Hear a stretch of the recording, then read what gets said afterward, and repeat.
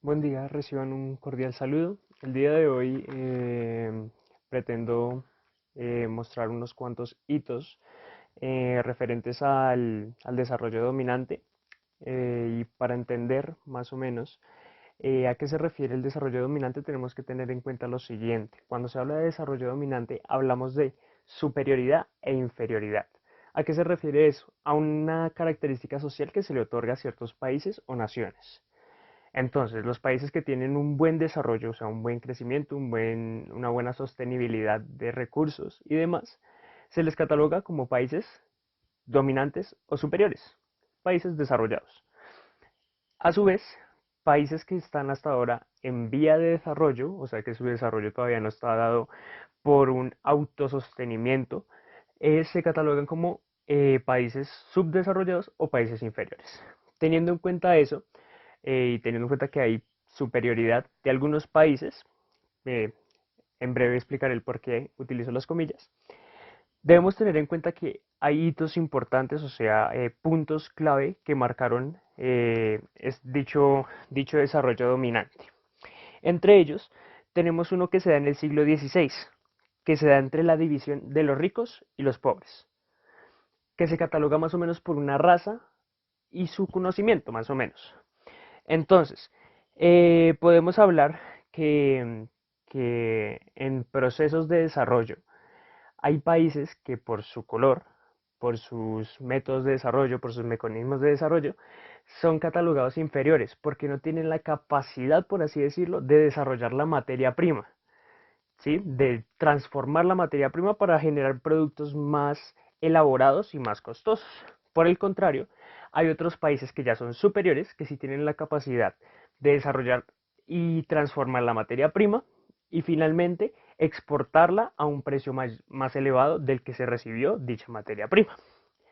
También tenemos que en el año 1533 se da el Tratado de Tordesillas, que es un tratado que se da entre España y Portugal. Como bien lo sabemos, España y Portugal fueron los países encargados del descubrimiento de América como tal, y fueron los que se encargaron de colonizar o conquistar, por así decirlo, los países suramericanos.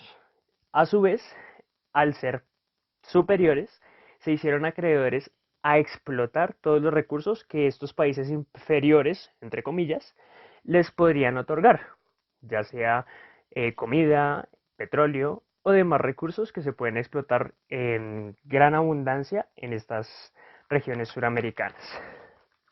A su vez, en el siglo XIX se da un encasillamiento en cuanto a las razas, ¿sí?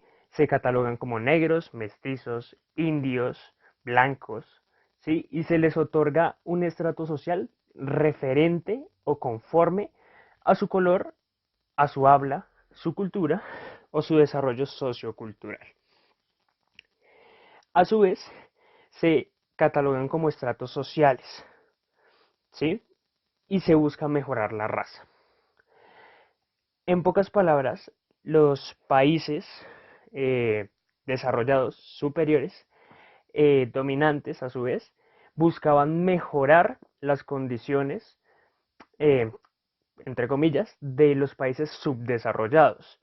Pero eso se convirtió en una excusa, porque dicha excusa era utilizada para explotar y aprovecharse de los recursos que brindaban los países subdesarrollados para ellos tener un crecimiento mayor. Los superiores simplemente se aprovechaban de los que eran más débiles y robaban, usurpaban sus recursos para que los grandes se hicieran más grandes y los pequeños siguieran en el mismo nivel.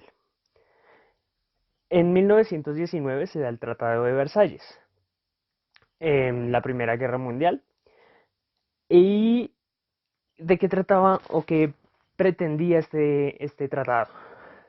Pretendía que los países dominantes, superiores, que tenían un buen desarrollo, iban a asesorar o a guiar a los países subdesarrollados para que tuviesen un crecimiento.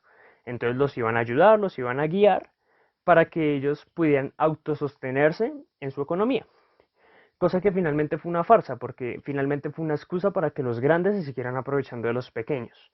El ejemplo perfecto es el siguiente que se da en la actualidad. Se explotan los recursos acá, por ejemplo el petróleo.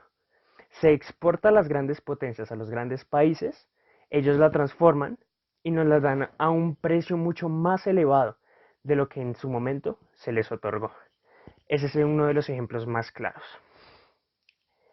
A su vez, en este video también pretendo dar una pequeña reflexión acerca del video Abuela Grillo, que habla más o menos de la importancia de preservar de forma comunitaria, de forma colaborativa, los recursos que se tienen en las distintas sociedades y dejar a un lado la visión egocéntrica y egoísta que muchas veces buscamos solo el bien común sin pensar en qué le podemos dejar a las generaciones futuras o incluso qué le podemos dejar a aquellos que nos rodean.